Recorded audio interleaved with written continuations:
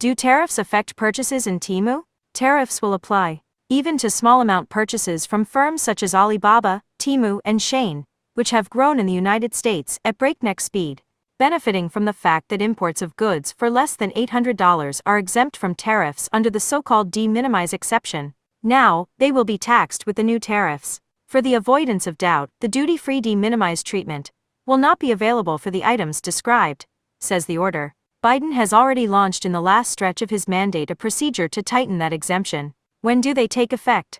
Tariffs will apply to goods introduced for consumption or removed from the warehouse for consumption, starting at 0:01 Eastern Time of the United States on Tuesday, February 4, 2025. Goods that are in transit by sea will not be taxed if they have been loaded on a ship at the port of loading or in transit in the final mode of transport before their entry into the United States, before 12:01 a.m. Eastern Time on Saturday, February 1, 2025. How long will tariffs be maintained?